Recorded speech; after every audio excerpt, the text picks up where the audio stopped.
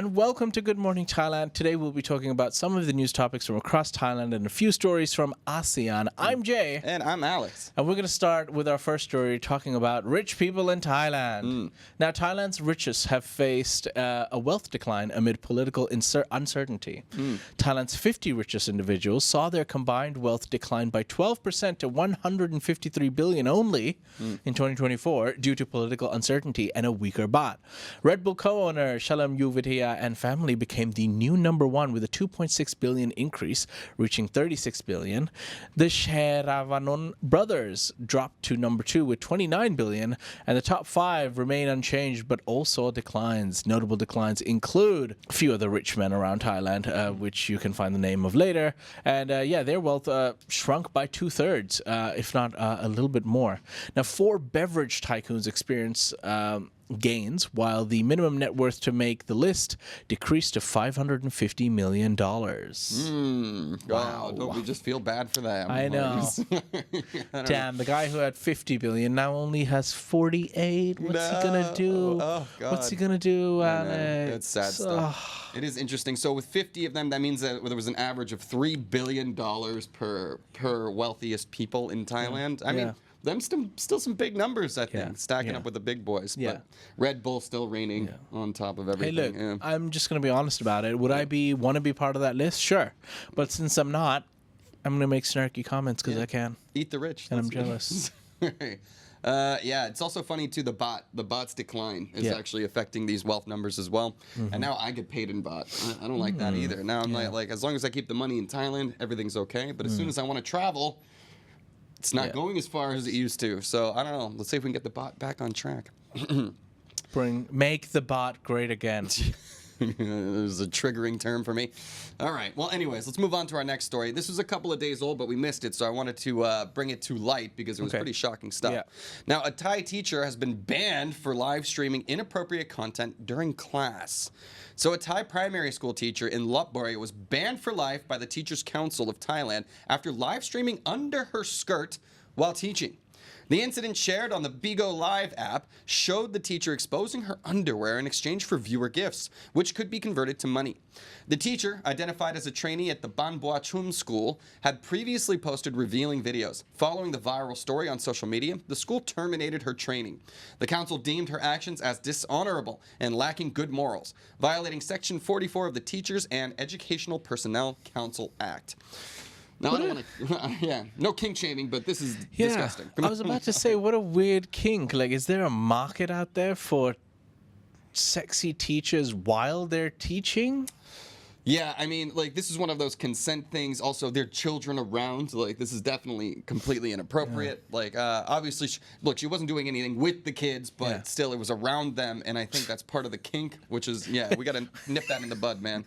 Being a teacher is not enough. You must be teaching while you're doing a live cam show. This is actually an interesting thing. It comes up in the West all the time, too, where teachers are also, like, OnlyFans stars as well. But they're not doing it in the classroom, right? They're just doing it at home and stuff. With masks. Kind of sucks that teachers aren't paid enough that this is like an alternative form of income that becomes very attractive because you can make a lot of money doing it. But definitely don't do it in school while, do your part-time job on the side, not actually at the classroom. Oh, well. Anyways, we're going to move on to our next topic where we're going to be talking about a senior Thai judge transferred amid molestation accusation. A senior Thai judge was urgently transferred following accusations of molesting a female court officer on a sleeper train during a staff development trip. The incident occurring on June the 1st during a journey to Chiang Mai led to a complaint filed on June the 25th. The Chief Justice of the Supreme Court swiftly ordered the judge's transfer on July the 2nd to ensure an impartial investigation, with Shumpon Shuwong temporarily taking over his position. This action underscores the judiciary's commitment to maintaining trust, integrity, and ethical standards. The incident has prompted calls for greater accountability and transparency within the judiciary. Alex, tell me, what is it about trains that turns you on? It's not for me. I don't know. Because it seems to have turned this judge on to do something slightly frisky. Yeah, I mean, it's one of those positions of power things. You're new. He's like got some sway over you, some influence over your advancement. So it's a classic #MeToo moment. And he's transferred for now. There will be an independent investigation. I just hope it doesn't end up like how the Catholic Church ends up so often, where these guys just get moved around and shuffled around to... If this judge or human being or whatever position he is, it doesn't matter. If he is guilty, he hopefully should be punished, judge or not. Yeah. Face the consequences of your action. That's for sure. Yeah. Don't abuse your power. I think it's Don't do it. Don't do it. All right, well, anyways, we're still in the political realm on the next one, as the Prime Minister has launched an X-ray operations to combat drug abuse. So Prime Minister Srettha has initiated the X-ray operations, a nationwide crackdown on drug abuse and trafficking. This effort involves provincial governors and the Office of Narcotics Control Board, or ONCB, local police, and community leaders. Drug abusers will be sent to rehab centers, while traffickers will face prosecution. High-risk individuals aged 16 and above will undergo mandatory urine tests. New rehab facilities and career training programs will support the reintegration of rehabilitated individuals. From October last year to July 2nd, authorities have arrested 184,000 suspects, seized vast quantities of drugs, and confiscated assets worth 6.34 billion baht. Yeah. I mean, drug trafficking is a big thing all over the world, but definitely here in Southeast Asia as well. It is good news, though. It sounds that they are trying to skew towards the rehabilitation track for the users and the prosecution track for the traffickers, and that distinguishing is very important, because I think that was one of the problems, is that Thai prisons were just overwhelmed with just drug users who weren't really, victimizing anyone but themselves. So that distinction is a nice thing to hear about. Yes. Very recently, actually, it was I believe it's Brazil that's decriminalized cannabis, and a majority of the population in the jails are for marijuana use. So they're actually going to free up a lot of space. That's just a random fun fact. No, it's a true thing, and it's very relevant to Thailand, where they're talking about recriminalizing it, which is going to, again, exacerbate the criminal justice system. So, while the rest of the world is moving forward, hopefully Thailand can stay on that track as well. All right.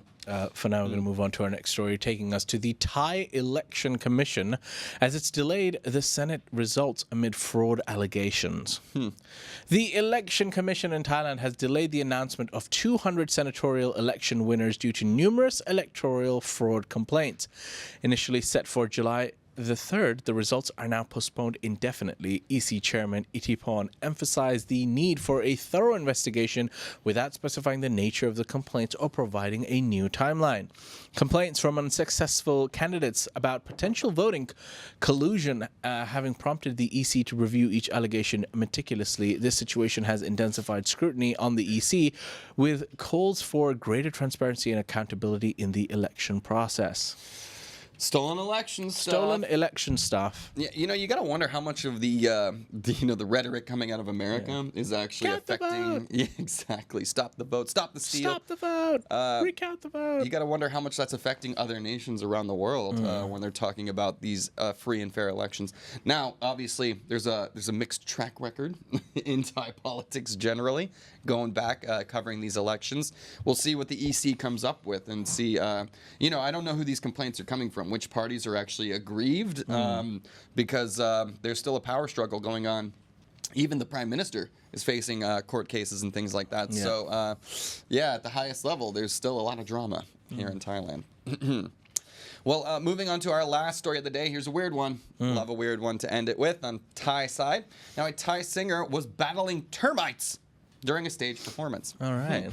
Now, during a performance in the Buriram province, Thai singer Witaya Siwa Krotok battled a swarm of flying termites while on stage, a moment captured in a viral video. The 29-year-old singer was performing at a household event when the termites swarmed during the third song. Despite the continuous insect onslaught for 30 minutes, Witaya kept singing to avoid disappointing the guests. The video, posted by the Mongkon Sound and Studio, drew considerable online support and humorous comments, with many praising his resilience and professionalism. The band completed their set, demonstrating their dedication to entertaining the audience. What a hero. I know, right? Look at that. Whoa. I'm just thinking, like, Hey. you're like, That is the definition of the show must go on. I am a performer, and I will not let 1,000 bugs stop me. Well done to you, good sir. Bravo. What a bravo. story. What a hero, man. This guy. I know. I love it, Respect. man. I know. What are you supposed to Respect. do that? Like, I don't know. They carried on. They went through. I wonder how the performance was affected if they had to, like, just, like... Could you imagine if this was, like, Rolling Loud and, like, an American celebrity Yeah. was, like, singing on stage? Yeah, I don't know. It depends on the artist. There are certainly some drama queens, but there's some artists that I think would power through and go with the flow. I wouldn't blame him if he wanted to stop, man. That looked intense. Yeah. Nobody likes bugs. No, that's for sure. Especially in these rural areas too, where Flying termites. I didn't even know termites flew. Yeah, I know. New fear unlocked. Yeah. Right? Yeah. I think he's okay. Everyone's okay. The show went on. Good news, everybody. All right, ladies and gentlemen, we're now going to move into a few ASEAN stories. A Japanese hairdresser sentenced to caning and jail for rape in Singapore. A Singapore court sentenced Japanese hairdresser Iko Kita, 38 years old, to 17.5 years in jail and 20 strokes of the cane for the 2019 rape of a university student. Kita, the first Japanese national to be caned in Singapore, met the intoxicated victim at Clark Quay and took her to his flat where he raped and filmed her. The assault was deemed brutal and cruel by Justice Aidit Abdullah. The case has sparked reactions in Japan, highlighting Singapore's use of caning as a controversial but compulsory punishment for certain crimes. Caning involves being struck with a wooden stick, potentially leaving permanent scars. Yeah, 17 and a half years. Yeah. I don't know, like the caning aspect of things, obviously this is something pretty unique to Singapore, with public punishment. But 17 and a half years in jail is also a pretty insane punishment. Not enough. Not for a convicted rapist. I say 17.5 is not enough. They just should have doubled it. And he also filmed it too, Yeah, so that's like disgusting. another. That's creating like pornography from it as well. So, but yeah, you know, Japan has like pretty lax rules when it comes to this kind of stuff. So it's causing a bit of a diplomatic row between the two nations. I don't know if actually caning someone is justified, but at the same time, I think a lot of people would argue that justice has been served. So, Yep. I think, you do you. I'm in agreement. Yeah. Well done to you, everybody Singapore. don't commit crimes in Singapore. Jeez, they do not mess around down there, man. Or anywhere in general as well. That's true. Yeah, definitely just. But definitely not in Singapore. Okay. Especially there. Like, all right. Well, anyways, ending on a happier note, guys. We had some interesting scientific news coming out of Indonesia. Now, the world's oldest figurative cave art has been discovered in Indonesia. So Australian and Indonesian scientists discovered the world's oldest figurative cave art on Indonesia's South Sulawesi Island, dating back at least 51,200 years. This painting depicts a wild pig and 3 human-like figures, pushing back the timeline of modern human creativity. The art suggests early human capacity for abstract thought and storytelling. Previous oldest art found in Borneo was over 40,000 years old. The finding highlights the early role of narrative in human culture and evolution. The dating was achieved using new laser method, potentially leading to redating other ancient artworks worldwide. Excuse me. 52,000 years. It looks like a rabbit.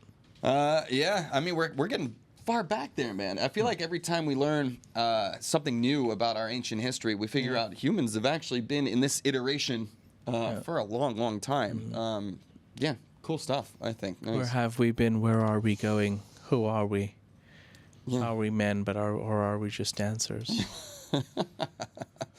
Are we human? Nice. I know the song. No. What song? We are the aliens is what I always like to say. I don't know. We are the extraterrestrials Yeah, that's come not to real. Earth to conquer. On that note, ladies and gentlemen, that was those were some of the news stories. Let's get into the live chat to have a quick chat with our Quick, hold on. Let's end up. viewers. So, guys, that'll do it for our stories from around the land of smiles. You can always go to thetiger.com for more stories throughout the day. Yeah. Also, we encourage you to go to ASEAN Now to join the forums, ASEANnow.com. There's always crazy, wacky conversations happening over there. Please sign up, join the conversation.